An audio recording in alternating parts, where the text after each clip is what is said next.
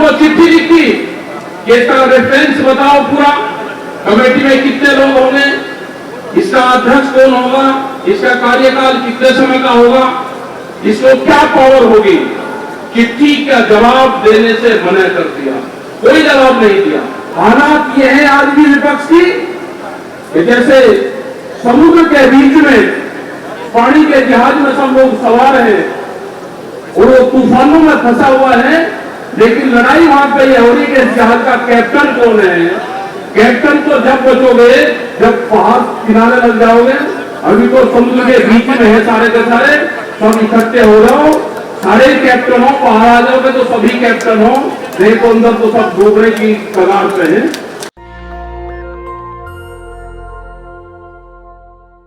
नमस्कार, मैं नुपुर और आप देख रहे हैं नेशनल दस्तक। इस वक्त मैं मौजूद हूँ तेलंगाना भवन में, दिल्ली में। तो यहाँ पर लोग लगातार विरोध प्रदर्शन कर रहे हैं सरकार की जो नई नीतियाँ हैं कि किस तरह से सरकार किसानों के खिलाफ एक आंदोलन से छिड़ा हुआ है। तेलंगाना में जो किसान हैं उनके साथ अन्याय हो रहा है, बस उसी को लेकर के सरकार से कुछ मांगे हैं। यहाँ पर मौजूद है भारतीय किसान एकता मोर्चा के राकेश टिकैत। तो आइए उनसे बात करते हैं और जानते हैं कि आखिर क्या मुद्दा क्या है और सरकार से क्या मांगे हैं। क्या मुद्दा है यहाँ पर, क्या किस लिए मुद्दा ये है, ये धान दिखाओ उनको, हटाइयो आओ, ए लो जी मुद्दा ये है। मुद्दा ये स्टेट, तेलंगाना स्टेट अपनी किसानों के साथ में आए, वहाँ की सरकार पूरी ये किसान लेकर आए, जो किसान हैं ये अपनी सरकार को लेकर आए कि आप हमारे साथ में दिल्ली चलो, हमारे फसलों के दाम तय करवाओ, हमारी फसलों को बिकवाओ।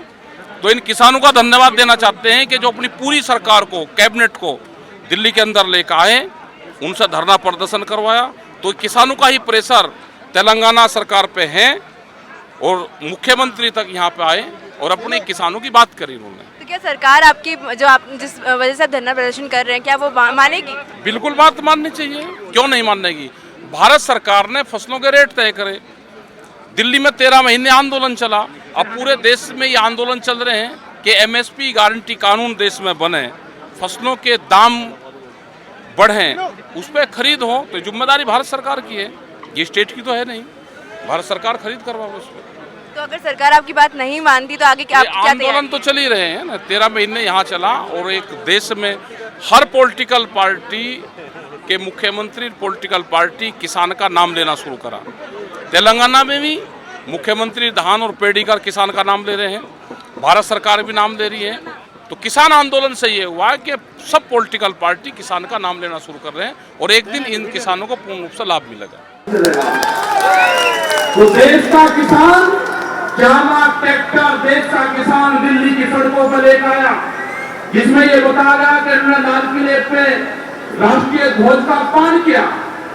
हमने करीब 5-6 लाख राष्ट्रीय ध्वज उन ट्रैक्टर पर लगाए, पूरी दिल्ली में चलाए, लेकिन एक बदनाम और साजिश करने का एक आरोप लगाया, वो बेबुनियाद था। उसका जवाब दिया देश की जनता ने।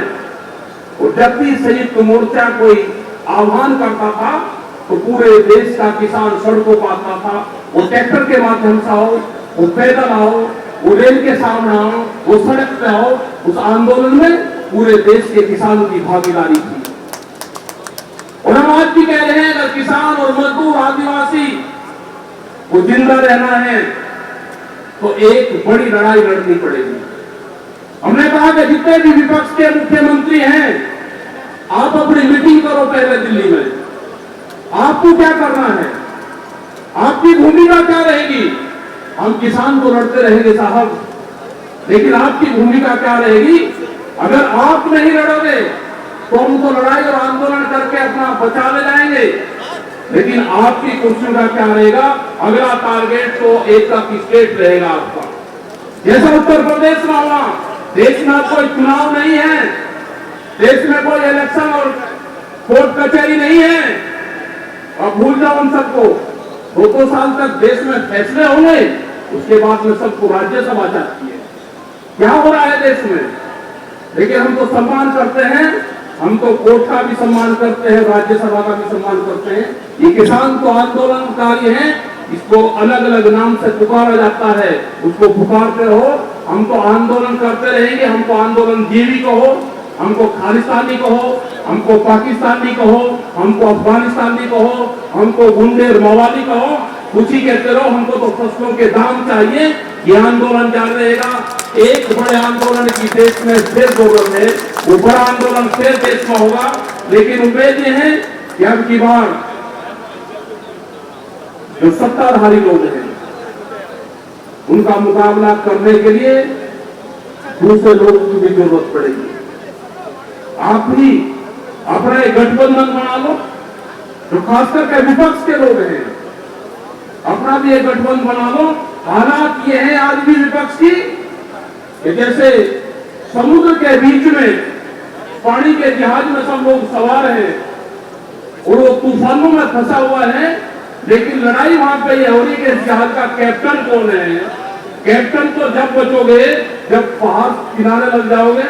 अभी तो समुद्र के बीच में है सारे के सारे, सब इकट्ठे हो जाओ, सारे कैप्टन हो, बाहर आ जाओगे तो सभी कैप्टन हो, नहीं तो अंदर तो सब डूबने की कगार पे है।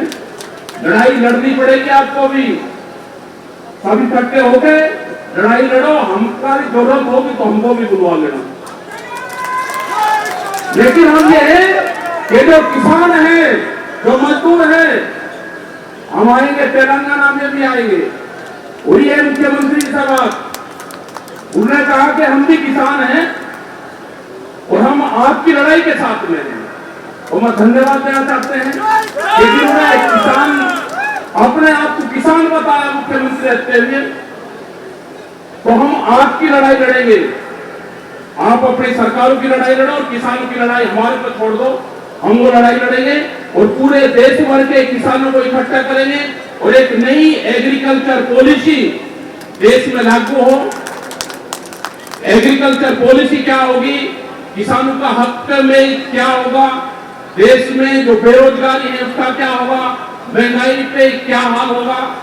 आज क्या हाल हो रहा है, पेट्रोल के, डीजल के इसके क्या रेट है, गैस के सिलेंडर का क्या हाल है, महंगाई, एजुकेशन के इसके क्या हाल है, मेडिकल फैसिलिटीज का क्या हो रहा है। लेकिन उसकी तरफ कोई ध्यान नहीं है।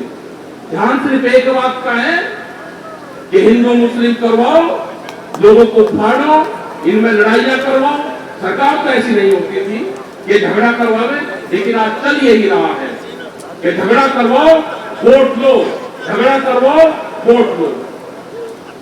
इससे नहीं काम चलेगा। काम चलेगा फसलों के दाम से, एमएसपी गारंटी कानून से। जो एक समझौता हुआ था हमारा दिल्ली में, उस समझौते में यह था कि एमएसपी गारंटी कानून पे एक कमेटी बनेगी। उस कमेटी के लिए हमने बात की, उन्होंने कहा कि अपने 2-3 लोगों के नाम दे दो।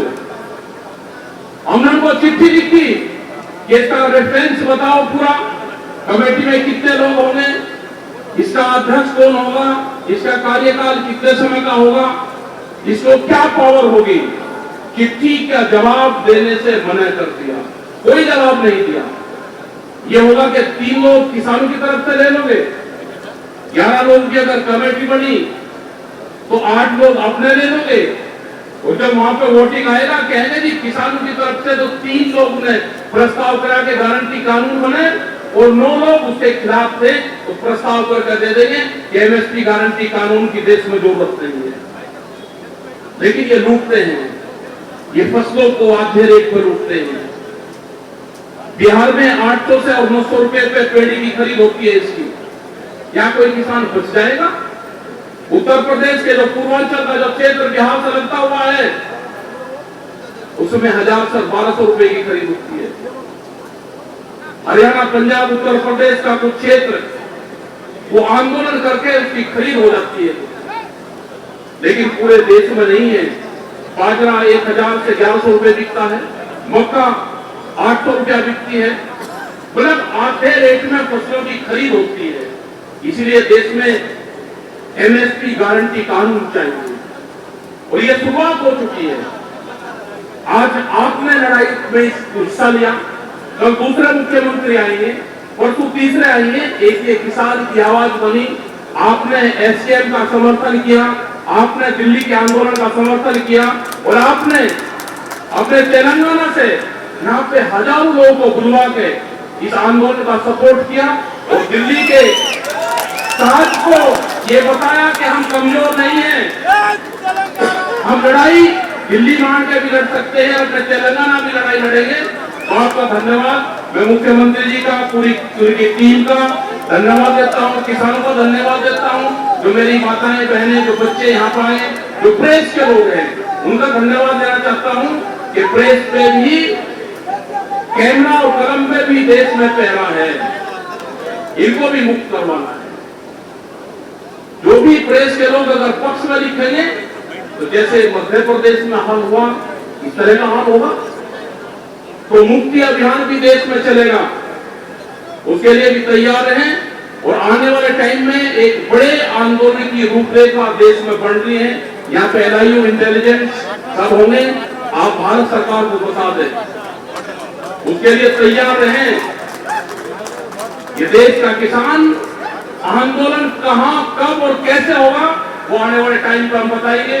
धन्यवाद। जय हिंद, जय भारत, जय तेलंगाना। तो ये आपने देखा कि राकेश टिकैत का क्या कहना है कि किस तरह से वो सरकार से अपनी मांगों के लिए लगातार प्रदर्शन कर रहे हैं, धरना कर रहे हैं, और अगर सरकार उनकी मांगें नहीं पूरी करती है तो एक बार फिर से इस देश में किसान सड़क पर आ सकते हैं। ऐसी आशाएं भी जताई जा रही हैं। लेकिन इस तरह की खबरें देखने के लिए देखते रहिए नेशनल दस्तक और बने रहिए हमारे साथ। इस वक्त मैं मौजूद हूँ तेलंगाना भवन में कैमरामैन आशीष के साथ। धन्यवाद।